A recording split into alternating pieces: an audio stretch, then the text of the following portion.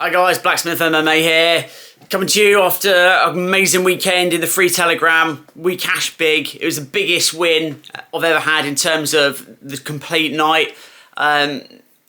We were in a situation where we had quite a few long shot bets at high odds.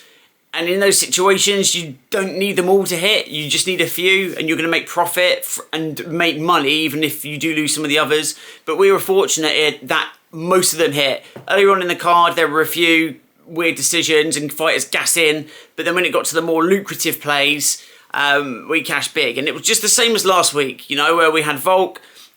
We bet on him to get knocked out.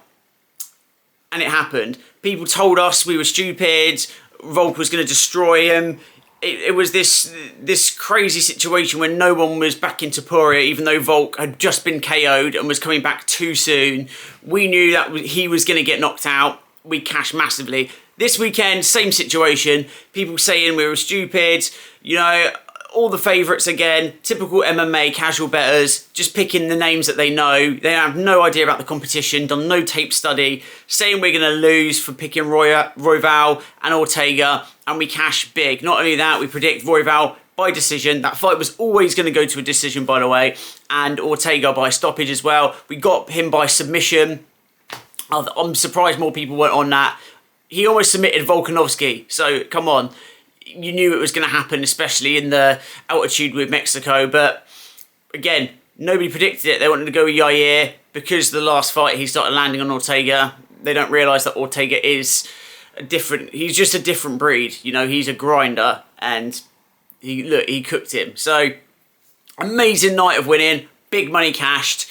And yeah, you guys all showed me your slips. You shared them with me. You all cashed big too. So an amazing night all round. So this week is a bit different. There's less quality bets to take in terms of underdogs. Most of the plays that we're going to make are probably going to be back in fighters who are favourites, who are supposed to win, and we're going to try and predict how they're going to win. There's also going to be some value in the money lines, but when you're betting favourites, the lines are going to get worse, usually, as people start betting on them throughout the week. So I want to get this video out early so you can lock the plays in. So, the two fights I want to talk about are Mokaev. He's fighting Alex Perez. So, Mokaev, he's an amazing fighter out of the UK. I saw him fight at UFC London. A fantastic talent, very good all-round fighter, great diverse skill set. He's going places. You know, he's someone who could be a future champ easily. He's getting a step up in competition with Alex Perez. Alex Perez is for some of the best people in the division. He's on a bit of a skid. And he has had trouble with grapplers before, but make no mistake, he can do it all. He's got a very good skill set when it comes to grappling, when it comes to striking, and he is used to a high level of competition. I think Mokaev's style, though, is fantastic to beat him.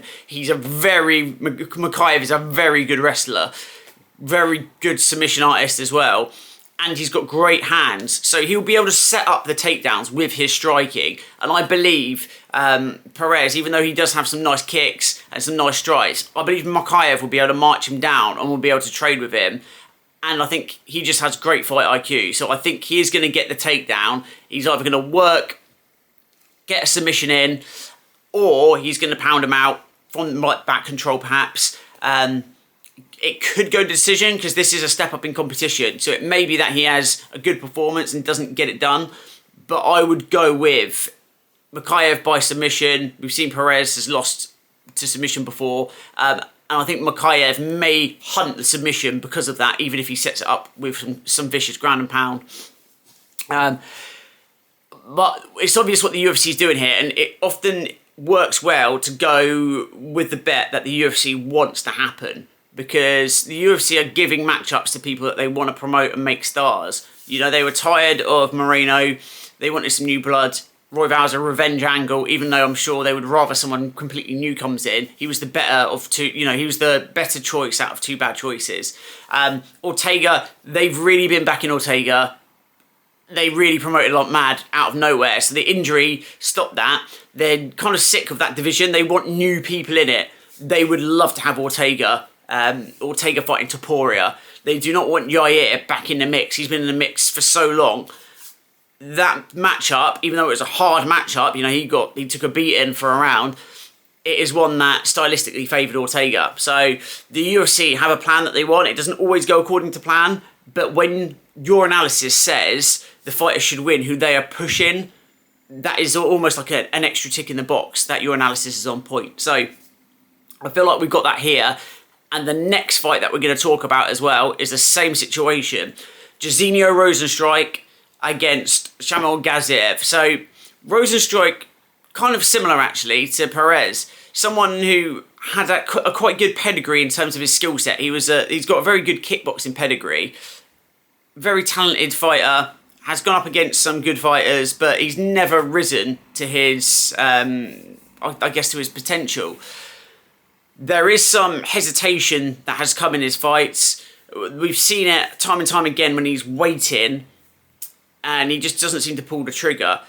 And I think as it comes to the point where he may get cut from the UFC, it's getting worse and he's maybe in his own head a bit. And at that weight class, one mistake, you're done. And I think the pressure's getting to him. I don't think it's a skill issue, except for his grappling, but I think it is more of a mental problem with him. And I think kickboxing, I think he was in his element. In MMA, I feel like even though he's been doing it for so long, he feels like a bit of a fish out of water.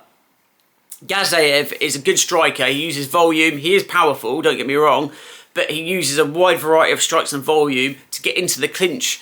He then wears his opponent down from the clinch as well. I think with Rozenstruik, he may actually go to take him down and just try and make a statement, finishing quickly. I think he'll be able to punch his way into clinch distance, and I think he'll dominate the clinch as well against Rozenstruik. I think he'll take him down, he'll submit him or finish him. Rozenstruik, though, this is one thing we need to consider. He has gone 5 rounds before, and he also won in the last second of the fight after 5 rounds with Alexander Overeem.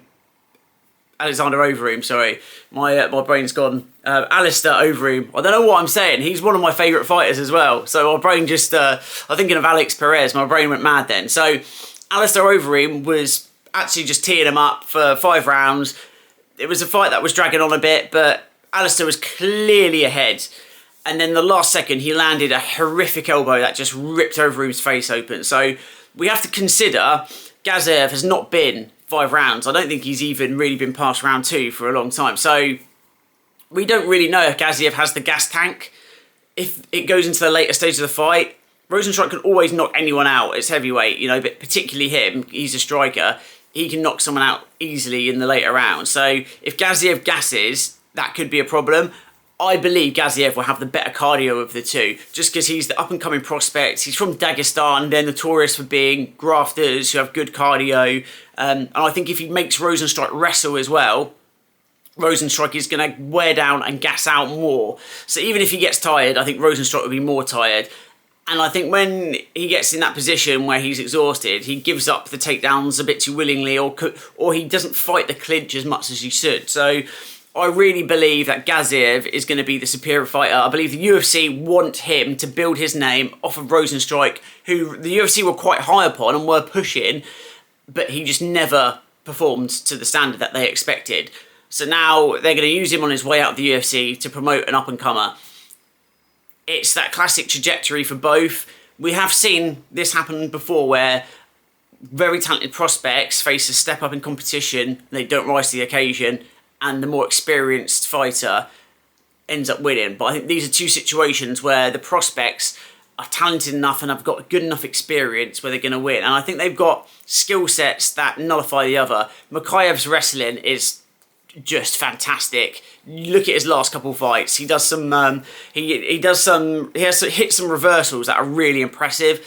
But you can just see he's on another level in terms of wrestling. And I think for Perez that's going to cause trouble. Also, for Gaziev, I just feel like his style is a bad matchup in terms of like the volume striking, pushing against the cage. He may go for the takedown as well, even though we've not seen that much from him yet. I think that's something he'll do in this fight. So those two parlayed together is plus money. There is an element of risk there, but I think it's one of the safer plays of the night in terms of the ROI available. I think the risk-reward ratio is fairly good for it. I would also go with Mokaev by submission, and I would say in round 2 or 3, I think Perez is talented enough to survive a round. With Rozenstruik and Gaziev, it's hard to say when this may end. It may be that it's a quick finish. It may be that it drags on and it's a grinding sort of process. So I'm still waiting to see what the props would be for that. Obviously, with Mokaev, we'll wait and see. So if the props release, don't just automatically lock it in. We want to make sure we're getting good value. But that's what I'm looking at, and you can lock them both in as a double right off the bat. So that's my first play for the UFC this weekend. I don't think in terms of the number of plays it's going to be the same as last weekend, because there was just so much value on that card and there were so many lines that were priced incorrectly. This one is a lot tighter. It's a lot more favourites that are, you know, being showcased, so there's less value. So we're going to have less plays, but we're still going to make a ton of money. So let's have another great weekend. Let's bank the cash that we won last weekend and not get silly with it, forcing plays that we shouldn't be making. That's something I'm very conscious of at the moment, because the last few cards, we have rolled some of the, or I personally, when I've had a lot of success earlier on in the card, I've rolled it into the later card. That is something to do when you're confident on plays. When you have a week where there's less value, it's time to bet less. So we're still going to make a decent amount of money, but it's probably not going to be at the level that the last card was, or the card before that, because those were two of the biggest cards ever in terms of cash in. So I'm going to keep looking at the rest of the fights, find some value. When the odds for the props are out, that's when I'll have a look and I'll try and snap us up some more high odds plays. I'll also look to have another mega parlay, because we've cashed 2 giant parlays in the last 2 weeks. These almost never hit. You know, I never used to do them, but our reads have been so good recently, we're able to pick a load of favourites to put together with maybe one small underdog that boosts the odds up. So let's cash another massive parlay again. Let's cash some more massive props, and let's do a load of units just from the straight plays and the doubles. So this is a double you should lock in now. Mokaev money line plus Jairzinho Rozenstruik money line for about 2.25 odds. If you get it now, lock it in.